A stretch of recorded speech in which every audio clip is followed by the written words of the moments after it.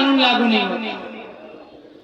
الگ الگ اس دنیا میں جانوروں کی بھی جیل بنا رکھے ہیں، انسان کی اپنی ایک سوچ ہے، ان کے لیے حرام و حلال کا کوئی مطلب نہیں۔ شریعت صرف دو مخلوق سے متعلق ہے، جس کو انسان کہا جاتا ہے اور جنات کہا جاتا ہے۔ انسانوں میں شریف ہوتے ہیں اور خبیث ہوتے ہیں، جناتوں میں بھی شریف اور خبیث ہوتے ہیں۔ انسانوں بھی مسلمان ہوتے ہیں، اجنہ میں بھی مسلمان ہوا کرتے ہیں، اس میں بھی جو ہے غیر ایمان والے ہوا کرتے ہیں، ادھر بھی غیر ایمان والے ہوا کرتے ہیں۔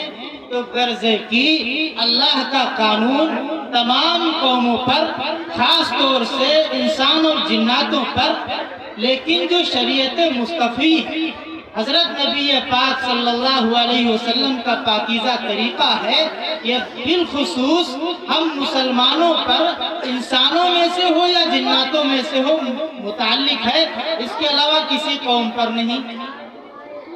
تو آقا ہی نے فرمایا کہ سماج میں، سوسائٹی میں محبت کے ساتھ رہنے کا سب سے بہترین طریقہ یہ ہے کہ دل کی نگری پاک ہو اور دل جو ہے ہمارا صاف ہو۔ اس کے بغیر اس دنیا والی زندگی خرافات سے خالی نہیں ہو سکتی۔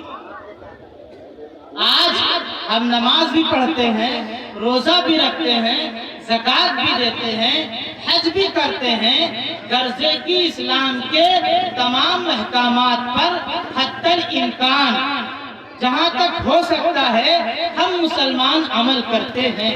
لیکن جو اسلام کو ختم کرنے والی چیز ہے، جو اسلام کو، ایمان کو، ہمارے اسلامی معاملات جو ہم نے نیکیاں کمائی ہیں، روزے کے ذریعے، زکوٰۃ کے ذریعے، حج کے ذریعے، خیرات کے ذریعے، صدقات کے ذریعے، غرض ہے کہ اس کائنات میں جو نیک اعمال ہیں ان کو کرنے کے بعد اللہ رب العزت جو ہمارے کھاتے میں، ہمارے اکاؤنٹ میں نیکیاں جمع کرتا ہے، وہ نیکیاں کس سے ختم ہوتی ہیں؟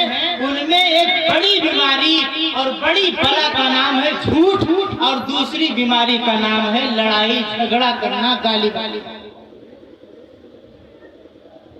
آپ ایک موٹر چلاؤ، ٹلو پورا دن چلاؤ، لیکن جتنی ٹوٹیاں اس ٹنکی میں جو پانی جا رہا ہے، اس ٹنکی سے متعلق جتنی ٹوٹیاں ہیں سب کو کھول دو اور 24 گھنٹہ موٹر چلاؤ، تو بتاؤ کیا ٹنکی میں پانی بچے گا؟ موٹر بھی چل رہا ہے اور پانی بھی نہیں بچ رہا ہے۔ ہمارا ہاتھ نیکیاں کما رہا ہے، ہماری زبان، ہماری نگاہ بدنظری سے پاک ہے، ہمارے ہاتھ چوری ڈکیتی سے پاک ہے، ہمارے قدم غلط جگہوں پہ جانے سے پاک ہے، ہمارا لباس حرام پیسے سے پاک ہے۔ ہم تمام اعمال کرتے ہیں، لیکن ہمارے اکاؤنٹ میں، ہمارے کھاتے میں نیکیاں بچ کیوں نہیں رہی ہیں؟ 1000 میسج ہمارے موبائل میں آئے، ایک بٹن دباؤ، آل پہ کلک کرو اور ایک بٹن دباؤ، 1000 میسج 1 سیکنڈ کے اندر ڈیلیٹ ہو جاتے ہیں۔ اب تو اسلام کو سمجھنا بہت آسان ہو گیا ہے۔ اس ٹیکنالوجی دور نے اسلام سے دنیا کو بہت قریب کر دیا، اللہ یہ کہ کوئی سمجھدار ہو، سمجھنا چاہے۔ حضرت نبی پاک صلی اللہ علیہ وسلم نے فرمایا، جھوٹ نیکیوں کو اس طرح کھا لیتا ہے جیسے لوہے کو آگ کھا لیتی ہے۔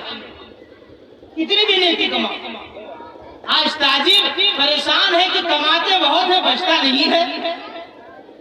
اس دنیا میں جتنے بڑے بڑے تجار ہیں، خوب کماتے ہیں، ہر بندے کا یہی شکوہ ہے کہ مولانا صاحب کو ایسی تعویذ دو یا کوئی ایسا وظیفہ بتاؤ، ہم کماتے بہت ہیں لیکن ہاتھ میں بچتا نہیں ہے۔ تو دنیا کا ہمیں نقصان ہوتا ہے تو ہم سمجھ جاتے ہیں کہ ہمارا نقصان ہے، کمایا تو یہ دن میں 2000 تھا، بچا 200 روپیہ بھی نہیں ہے، پھر وجہ تلاش کرتے ہیں یہ بچتا کیوں نہیں ہے؟ مولانا سے راستہ پوچھیں گے۔ ہم نیکیاں جو کما کر رکھتے ہیں، تہجد پڑھتے ہیں، اوابین پڑھتے ہیں، صلاۃ الحاجت پڑھتے ہیں، صلاۃ التسبیح پڑھتے ہیں، پانچوں نماز جماعت سے پڑھتے ہیں، حج کا وقت آتا تو حج بھی کرتے ہیں، رمضان میں زکوٰۃ بھی دیتے ہیں، اور ہمارا کھاتا صاف ہے، اس کا علاج کیوں نہیں کیا جاتا بھائی؟ اس لیے کہ پیٹ حرام سے پاک نہیں اور زبان جھوٹ اور غیبت سے پاک نہیں، اور دل ہمارا کینے سے، بغض سے، حسد سے اور نفرت سے پاک نہیں ہے، اس لیے ساری نیکیوں کو کھا جاتا ہے۔ یہ دونوں بلائیں ایسی بلائیں ہیں کہ ہمارے تمام اعمال کو ستیہ ناش کر دیتی ہیں۔ اس لیے عزیز دوستو، دل کو پاک کرو، کپڑے کی صفائی کے لیے، ہمارے بدن کی صفائی کے لیے اس دنیا نے آلے بنائے ہیں، سرف بنایا، صابن بنایا، شیمپو بنایا، نہ جانے کون کون سے آلے بنائے ہیں داغ دھبے چھڑانے کے لیے، داغ دھبے چھڑانے کے لیے۔ بیٹھو لڑکا ہے بھیا آپ لوگ بیٹھ جائیں، گاؤں سے بڑا ڈر لگا، جب جلسہ ہوتا تبھی کچھ نہ کچھ ہو جاتا ہے۔ آپ لوگ بیٹھ جاؤ، لڑکے ہیں، ان کا نام ہے لڑکے ہیں، لڑکے رہی ہیں، خیرے کو دے دو۔ آپ جیسے پردھانوں کی سرپرستی رہی تو انشاءاللہ امید بھی ہم کو ہے کہ کچھ نہیں ہوگا، لیکن اللہ اس زبان کو قبول فرمائے۔ عزیز دوستو، تو میں عرض کر رہا تھا، اس دنیا نے بڑے آلے بنائے ہیں، لیکن ظاہر کی صفائی کے لیے، باطن کی صفائی کے لیے دنیا نے کوئی آلہ نہیں بنایا۔ اس کی صفائی کے لیے کیا ہے؟ استغفار کرو، جو تم سے اوپر ہو اس سے جلنا بند کر دو، اور جو تم سے نیچے ہو اس کا مذاق اڑانا بند کر دو، اس کو ذلت کی نگاہوں سے دیکھنا بند کر دو۔ حاسد کی پہچان کیا ہے؟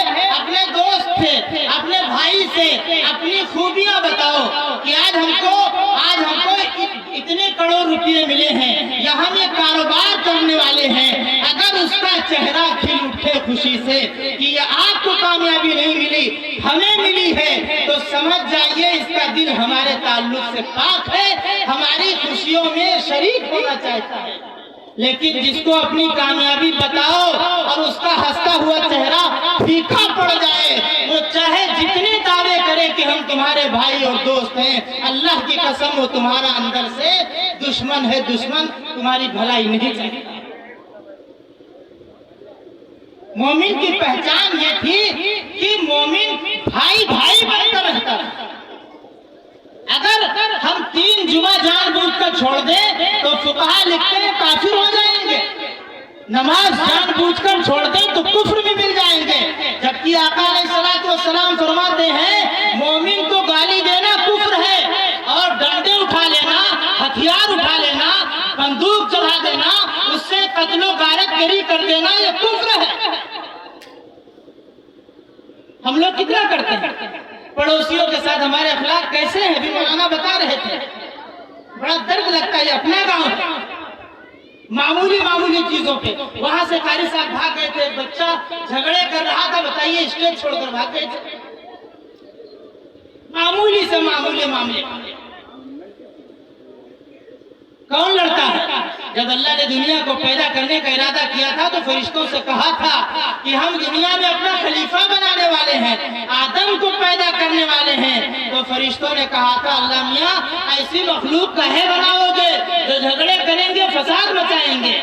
ہم سب اگر عبادت کے لیے بنا رہے تو ہم سب کافی ہیں۔ وَنَحْنُ نُسَبِّحُ بِحَمْدِكَ وَنُقَدِّسُ لَكَ، اللہ میں کہے بناؤ گے؟